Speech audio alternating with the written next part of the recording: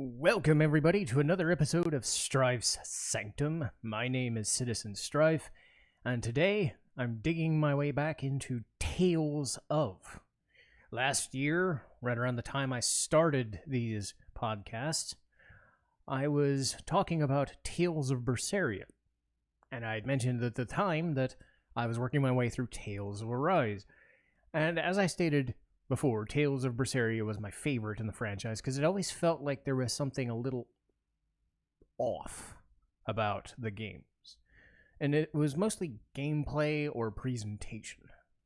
Not so much story, but just the way it was presented. There was always some combat mechanic or some character or some lo-fi visual styling that always felt a little second rate as far as Tales went, even though how popular the game franchise was. Berseria was the first time it felt like it spoke to me, had the right mix of characters, the right tone, that very just vicious, mean-spirited, we're controlling basically the bad guys or the anti-heroes, and the visuals weren't great, admittedly, but the characters really sold me on it. And at the time I was working my way through Tales of Arise, and I was wondering when I would actually get around to Arise and how I would think of Arise compared to Berseria. So there are going to be a lot of comparisons. I'll try not to harp on them, but I will say this much. Tales of Arise, for the first 80% of the game, was on track to being better than Berseria. And then it wasn't. That being said, it was still good enough that, of anything that I'd experienced, it was my second favorite Tales game. I've played stuff like Fantasia to its completion, watched footage of stuff like Symphonia off and on, Graces I got through, but of the ones that I've played, Berseria and Arise are kind of 1 and 2. I wanted Arise to be the best, because the things that it does, well, it does better than Berseria, but the things it struggled with near the end really soured me on the situation. So, again, keep it spoiler, I guess. Just be wary that there might be story spoilers, but maybe not too much. But we'll start with plot and characters. So we'll go plot and characters together to kind of go through what this goes into. Two warring factions from two different planets, Donna and Reyna. So one of them is technologically advanced, the other sort of isn't. One of them gets taken over, and these are a lot of names and faces to places, pretty much, but Lenegis is this orbital satellite that's controlling things or is monitoring, surveying things on Donna to Reyna. And the people that we know are kind of subjugated. The people of Donna are subjugated. They're trying to fight their way through this bad situation. They're basically like what Sector 7 slums would be to Shinra at this point.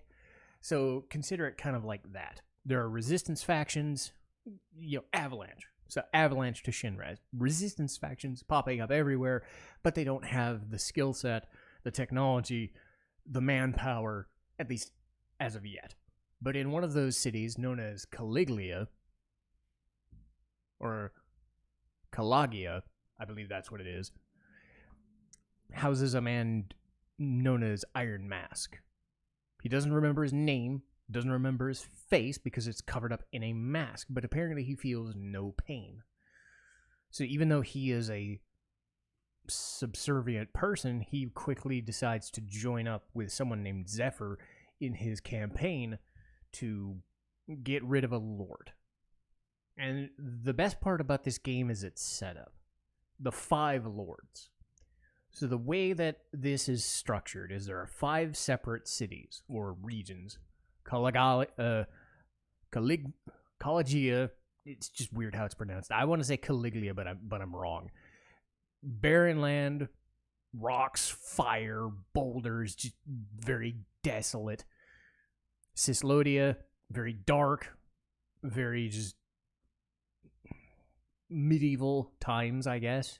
Just very basic, like basic JRPG Town 101, but in a darkened, snowy land. Menancia, which is very well to do, very well off, very nice looking, technologically advanced.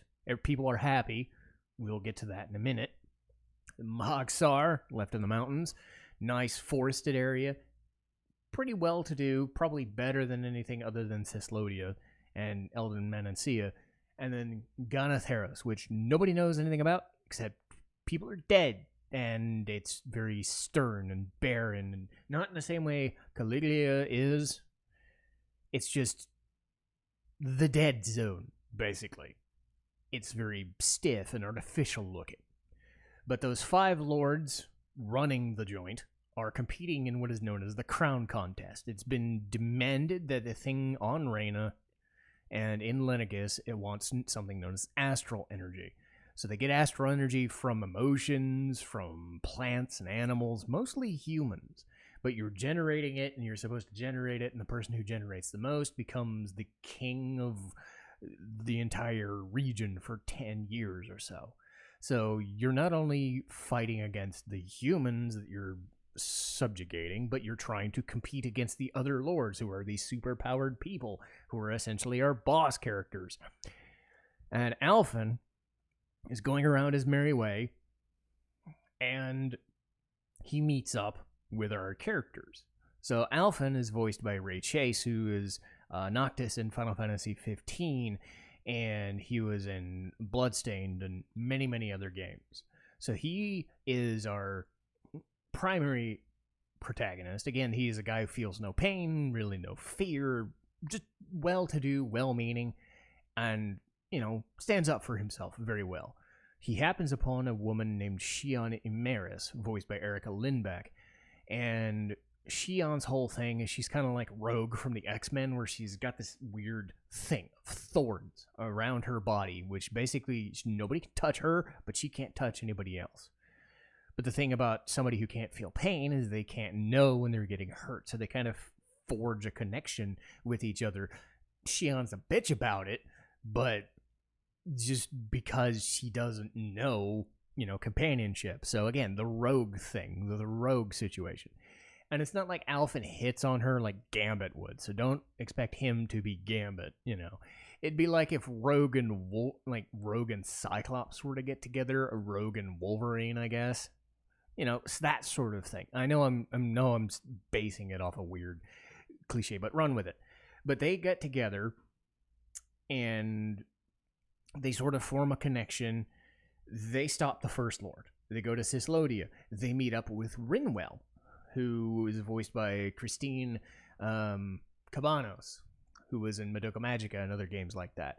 She's one of the only magic users in existence. She's in Cyslodia. She's doing her own thing. She's living there, but her parents are dead. She wants to know who did it, and she ends up finding that person eventually in one of the other regions. So they keep getting new people. So you go from one region, you go to the best part about the regions is they're 5 to 10 hours in length, and then you keep going and you keep going. So you keep getting new characters, and you end up getting 6 characters. So you got your 3. You get Law, voiced by Bryce Papenbrook in Cyslodia as well.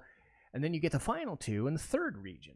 Dohalim Ilkaris, who's actually the leader of Elda Menancia, and Kisara, his aide. Dohalim's voiced by Griffin Poitou. I'm not sure I've heard him in anything, but I know I will remember him in this game because he's very distinctive. He rules Elda Menancia very nicely, very justly, and unlike everybody else in this crown contest, he kind of doesn't care. His story later on gets filled in, but as far as we're concerned, he's like the nicest lord we've met. And he's joined by Kisara, his sort of second in command, I suppose. Caitlin Galt, who was in Rising of the Shield Hero, is what I know her most from. So you got your 6 characters, and you're going through these areas, and then they eventually take over Ganatheros. This is 30, 40 hours into the game, basically. They've liberated the world and everything makes sense. And then something happens. For whatever reason, characters and bosses that have shown up, one in particular, it wasn't like the end of the game. Kind of what I was hoping was the end of the game in that 5th area. Then you tie up some other stuff nicely. What ends up happening, the best that I can tell, is that they start throwing in alien stuff.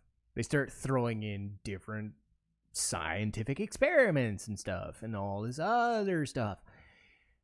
But they go about it in such a weird, roundabout, rushed fashion where Alphen and Shion are finally, like, exposed as characters, like what their whole deal is, like why Alphen is the way he is, why Shion is the way why she is.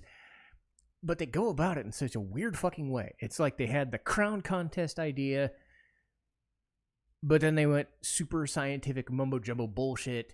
You know, Final Fantasy VII meets Final Fantasy IX in a Tales game. And I don't know.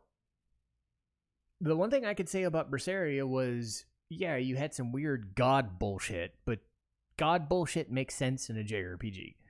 As soon as you start doing weird pseudoscience, spirit magician mumbo-jumbo, but you don't allude to it throughout the remainder of the game, it starts really getting weird. None of this is explained, or if it is explained very badly, and I'll tell you why later. One of the other aspects of Tales is the skit.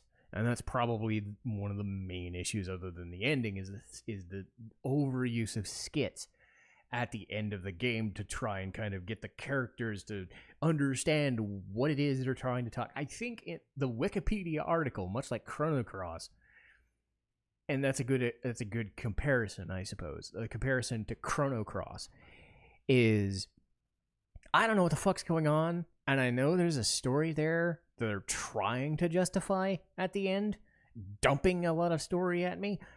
I didn't get it. And you're supposed to tell me this is the big bad of everything that's going on and whatever. The last 5 or 10 hours of the game really does a disservice to the simple yet effective storytelling they were doing in the first 80% of the game. Because Tales of Arise has this tendency of doing weird sci-fi bullshit.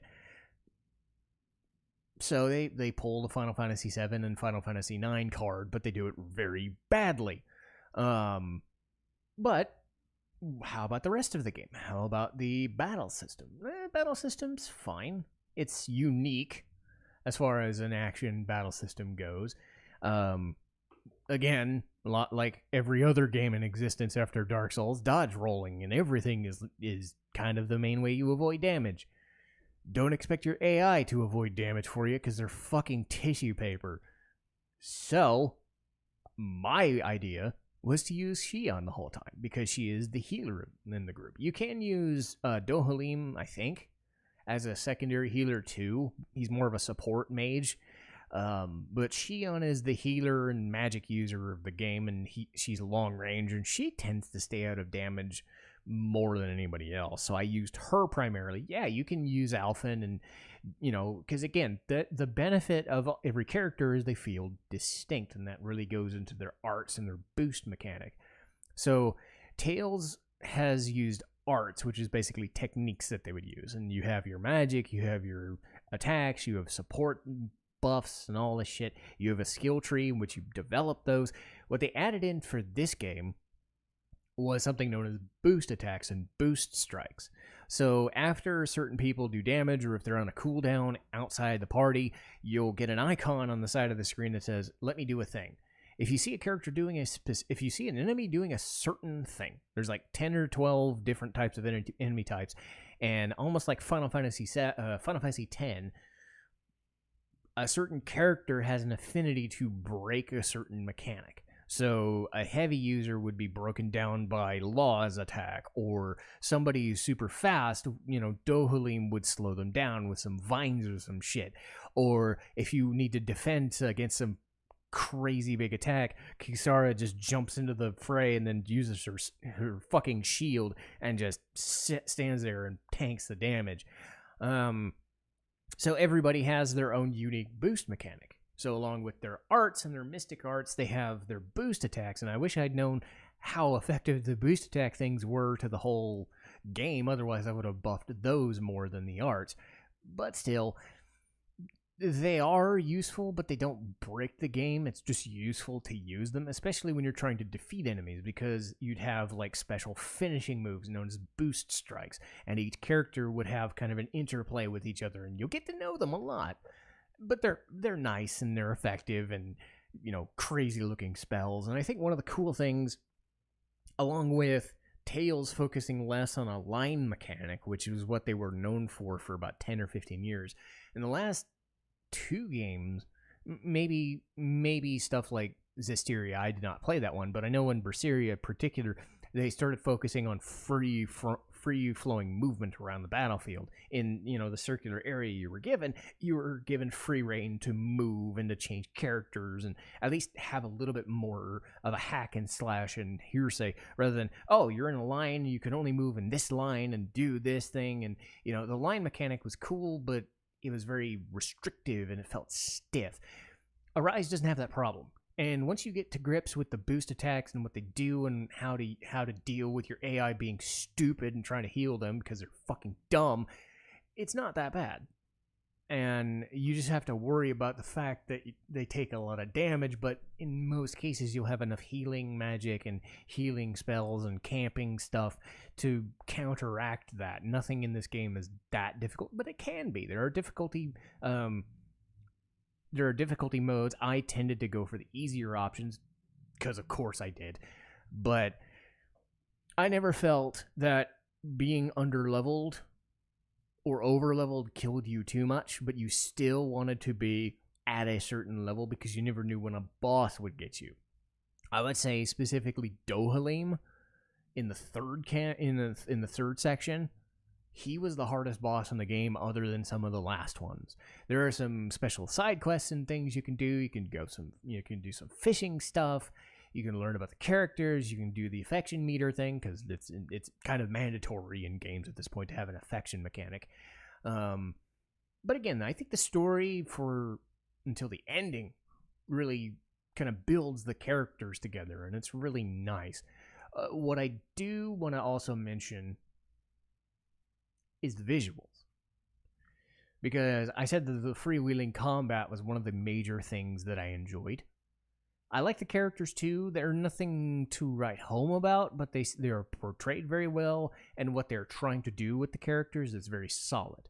But they also don't take shit from each other in the party, so they're on a mission together, and outside of a couple of instances, specifically one that Law ends up doing in the 4th area, I'm sure people who've played this know what I'm talking about.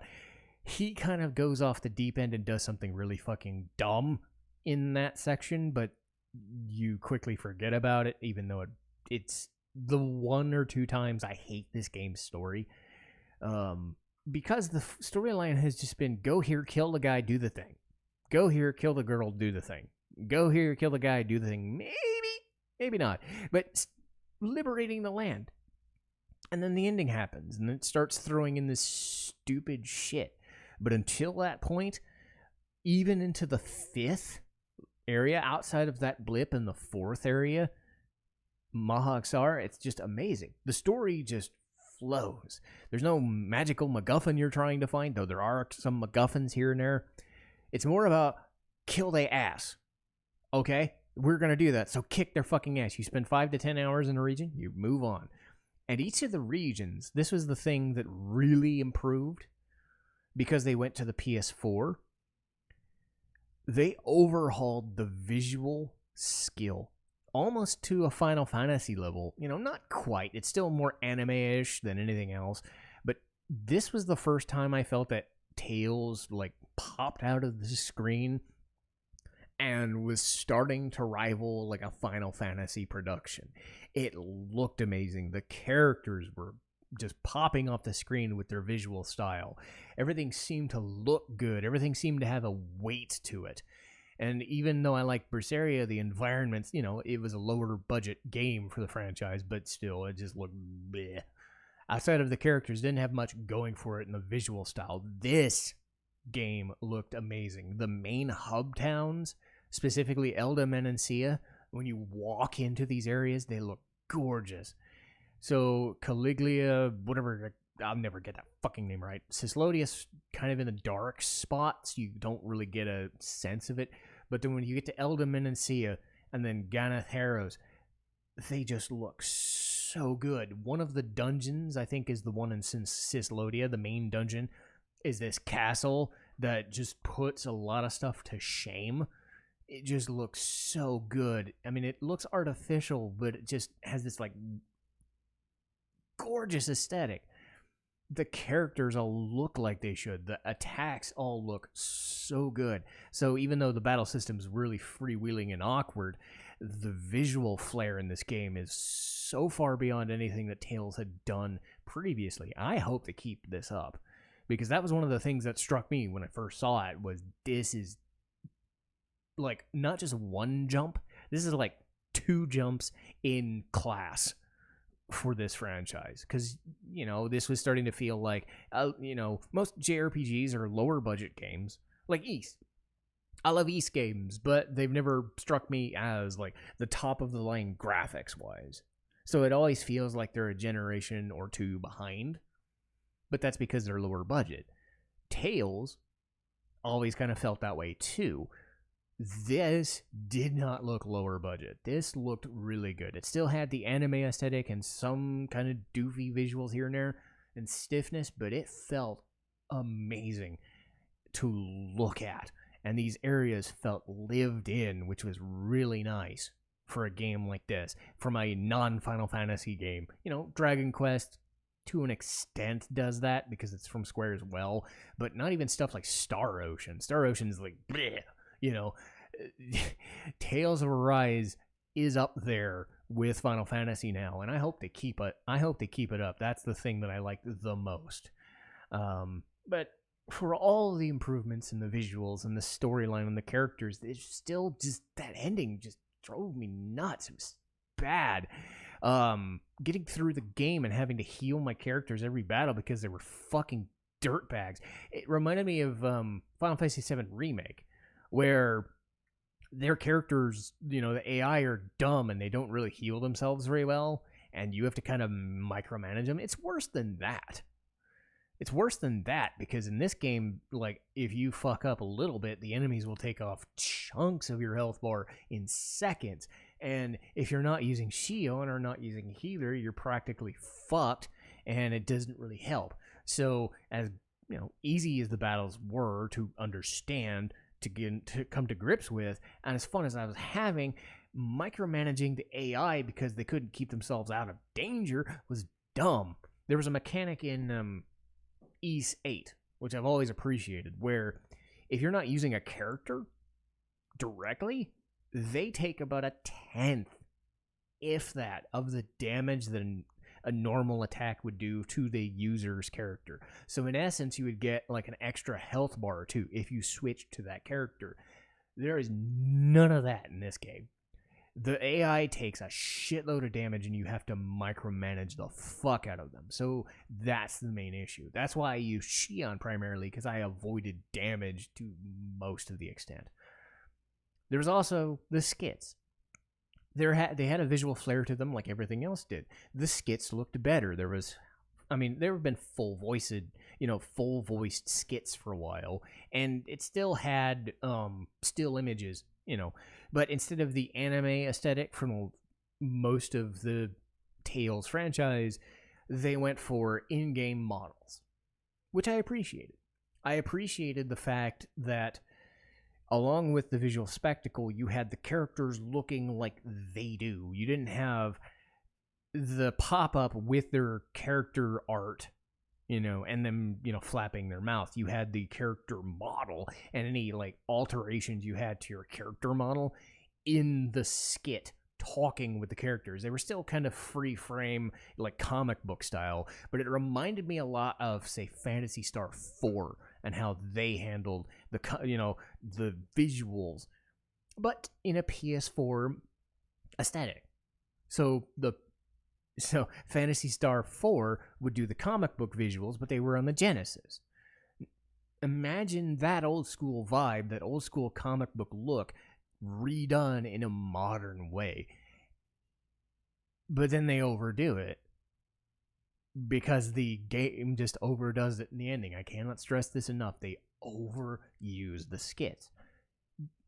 Because again, you can't have everything in a cutscene. I understand that. Tales has gotten into the habit of putting a lot of the storyline and some of the subtext and even some of the character stuff into skits.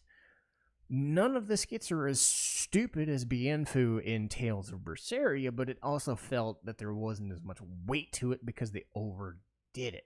And near the end, when you're trying to get towards the end of the game and you're in the final dungeon and like every battle or every new screen has a new skit, it does kind of get old.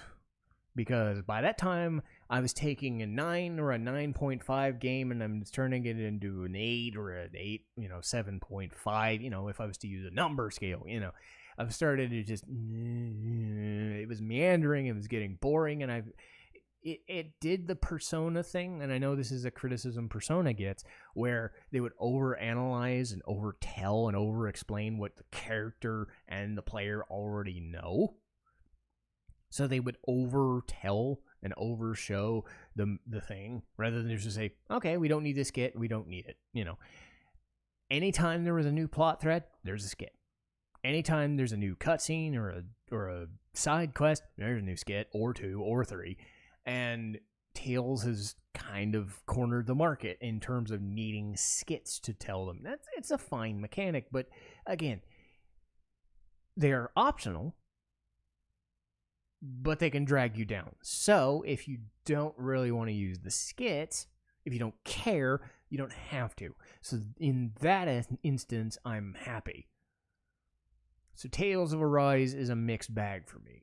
Not so much that I can't endorse it fully, because I do. I don't like it as much as Tales of Berseria because the tone is not as strong and the character, there's no character here that rivals Velvet. But the characters themselves are still good. The visuals are miles ahead of any Tales game that we've seen since. And one of the things that I responded to, that for the majority of the game, they stuck to their guns and they said, okay, we're going to keep this storyline. We're going to keep doing what we need to do. We're going to tell you what you need to do. We're going to do the crown contest thing. We're going to show you this. We're going to fight this guy. So you always know what you're going to do. You always know what you're going to fight until you don't. And then that's the thing that drove me up the wall. But until the ending drove me up the wall, I was hooked in with Tales of Arise. So I would highly endorse this game to anybody for sure. But that'll do it for me today. And I hope you enjoyed today's podcast. Next week, we're going to talk about Somali and the Forest Spirit. A nice, just fun, free-flowing, visual spectacle, but it also a nice, gentle story about a girl and her giant, so to speak. Much like a Mushishi would be. It's more about the visual spectacle and the style rather than the story, but it was still a decent story for what they gave you. Next, I'm kind of shocked that we're actually getting to this very late, but it's our first attempt at Legend of Zelda, and I'm going to start with Legend of Zelda Link to the Past, because it's my favorite Zelda game, so I'm going to talk about it, and I'm also going to talk about Zelda randomizers, because those are fun. After that, we're getting into September. We're going to talk Paranoia Agent, one of the weirder anime, but certainly a staple of that Adult Swim era, that late night. I was in my 20s, I was watching stuff and recording stuff, and Paranoia Agent came on and scared the shit out of me, but in a cool way. And then after that, I believe it'll be Sonic the Hedgehog. But not Sonic 1. Probably not. I haven't decided which Sonic game I'm going to do, but it would make sense to do Sonic 1, 2, and 3. But I might also do Sonic Mania, because Sonic Mania was probably my favorite. I'm torn between Sonic 1, just start at the beginning, Sonic Generations, one of the best modern Sonic games, and then Sonic Mania, which is what Sonic should still be, but isn't. But hey, we'll get to Sonic, much like we're getting to Legend of Zelda. But that will do it for me today, and I'll see you guys next time. Citizen Strife, signing off.